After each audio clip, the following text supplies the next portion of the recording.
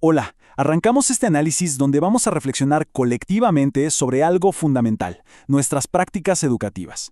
La idea hoy es tender un puente entre las grandes teorías del llamado giro decolonial y lo que pasa realmente todos los días ahí adentro del aula. Para quienes se están formando en educación, la gran duda es cómo impactan todas estas estructuras históricas gigantes en la forma de enseñar. Así que presten atención porque vamos a cuestionar la base misma de cómo se construye el conocimiento. A ver, entremos de lleno en esto. Es absolutamente crucial sacudirnos esa idea de que el conocimiento escolar es solo una colección neutral de datos, ¿verdad? La gran pregunta para su futura práctica docente es, ¿qué matrices epistémicas, o sea, qué estructuras profundas de pensamiento son las que realmente van a dirigir el aula hoy en día? Para no perdernos, esta es nuestra hoja de ruta. Pasaremos por qué enseñamos y por qué, la modernidad y su sombra, el giro decolonial. Luego veremos las matrices epistémico-pedagógicas, la pedagogía colonizada y finalmente cómo caminar hacia una práctica chishi. Vamos a darle. Sección 1. ¿Qué enseñamos y por qué? Bueno, empecemos mirándonos directamente en el espejo del aula. Entender por qué enseñamos lo que enseñamos requiere darnos cuenta de algo vital. Detrás de cada método didáctico, por más técnico o inofensivo que parezca, hay una postura filosófica y política muy fuerte sobre cómo conocemos el mundo.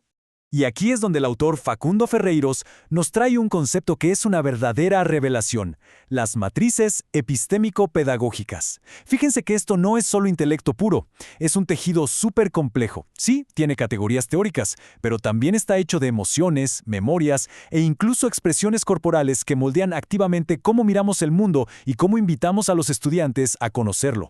Pregúntense, ¿desde qué emociones y desde qué memorias van a dar sus clases? Sección 2. La modernidad y su sombra. Para entender de dónde sale históricamente todo este tejido, tenemos que hacer un poco de zoom out y mirar las macroteorías de pensadores como Santiago Castro Gómez y Ramón Grossfugel. Los autores nos plantean algo súper interesante. Usan la figura de una hidra de 3 cabezas y argumentan que la modernidad europea siempre se presentó con una retórica brillante, desarrollo, salvación, progreso. Pero ojo, sostienen que esa misma retórica esconde inherentemente una cara oscura, una lógica de dominación y colonialidad. O sea, postulan que no existe esa cara de progreso sin su sombra, que es la opresión. De la mano con lo anterior, el sociólogo Aníbal Quijano detalla un concepto clave: la colonialidad del poder. Esto explica, de manera muy clara, cómo la jerarquía global que se formó durante la expansión europea sobrevivió a las independencias políticas. Quijano señala que esa estructura sigue subordinando poblaciones y conocimientos hoy en día, y opera a través de divisiones étnicas, raciales y, fundamentalmente, epistémicas. Es decir, afecta a quién tiene derecho a producir conocimiento válido. Sección 3. El giro decolonial.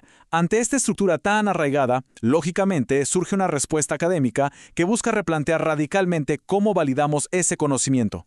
Y el contraste acá es abismal. La perspectiva eurocéntrica tradicional se para en lo que los autores llaman el punto cero. Es básicamente la ilusión de que existe un observador universal y neutral, que marca una única línea de tiempo hacia el desarrollo. En cambio, la perspectiva decolonial propone el pluriversalismo. Reconoce que hay múltiples racionalidades éticas y una diversidad epistémica enorme. Legitima que existen muchas maneras de producir saberes y todas coexisten. Entonces, la pregunta es, ¿cómo operamos dentro de esta nueva perspectiva? Walter Mignolo introduce el pensamiento fronterizo. Y atención a esto, porque no se trata simplemente de agarrar saberes marginados y meterlos a la fuerza al sistema dominante.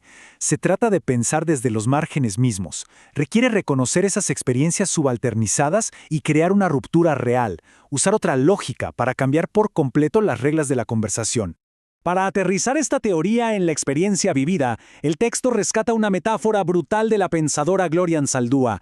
Ella describe la frontera de Estados Unidos y México como una herida abierta.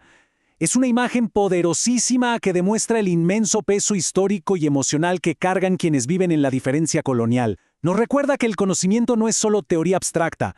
Literalmente atraviesa el cuerpo, el dolor y la memoria de las personas. Sección 4. Matrices epistémico-pedagógicas. Bueno, bajemos de la macroteoría sociológica y volvamos a la escuela, a la realidad de quien enseña todos los días. Ferreiros nos dice que estamos habitados por parámetros históricos que actúan como autorreferencias autopoyéticas.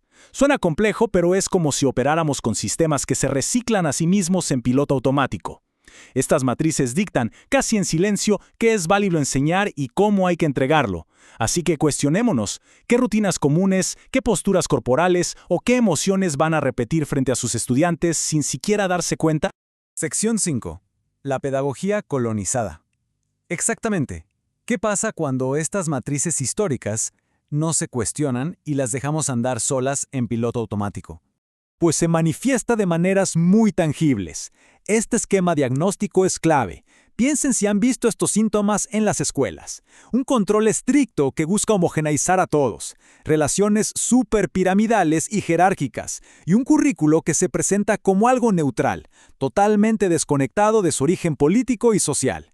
Básicamente, la pedagogía colonizada separa de forma artificial el conocimiento de la vida misma.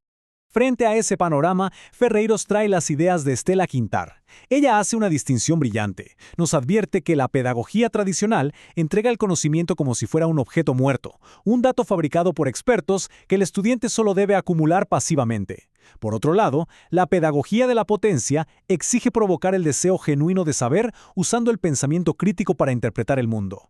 El desafío está ahí. ¿Se van a llenar cabezas como si fueran recipientes vacíos o se va a invitar a construir el conocimiento activamente? Sección 6. Hacia una práctica chishi. Llegamos al punto central.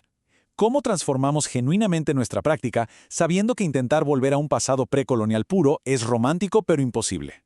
Acá es donde la pensadora boliviana Silvia Rivera Cusicanqui nos regala una metáfora aymara simplemente hermosa: lo chishi. Imaginen un tejido jaspeado. De lejos, tal vez se vea gris, pero si te acercas, ves claramente que hay hilos blancos y negros entrelazados, coexistiendo en tensión constante. Esto representa que las epistemes complementarias y antagónicas pueden convivir. Reconocer nuestra propia realidad mezclada y compleja, y hacerlo sin vergüenza, es el primer paso real hacia descolonizar el aula. Esto nos conecta directamente con esa figura histórica increíble que ilustra Guamampoma de Ayala, el astrólogo poeta. Quienes se dedican a la educación pueden verse reflejados tal cual en esta imagen. Son profesionales capaces de tejer la sabiduría de diferentes mundos, integrando saberes que a veces son alternativos o subversivos, justamente para nutrir de verdad a sus estudiantes y ayudar a sanar un mundo fragmentado. Cerramos este recorrido dejándoles un reto enorme para su labor. Si asumimos, como plantean los autores, que esa colonialidad del poder sigue operando y que somos seres chixi moldeados por la historia, entonces la decisión está literalmente en sus manos. El conocimiento nunca, jamás es neutral. Así que la pregunta final es esta: sabiendo lo que saben ahora, ¿qué matrices epistémico-pedagógicas van a elegir para nutrir sus aulas el día de mañana? Qué gran desafío, ¿no? Muchas gracias por acompañarnos en este análisis y ojalá esta provocación les impulse a construir una práctica mucho más consciente.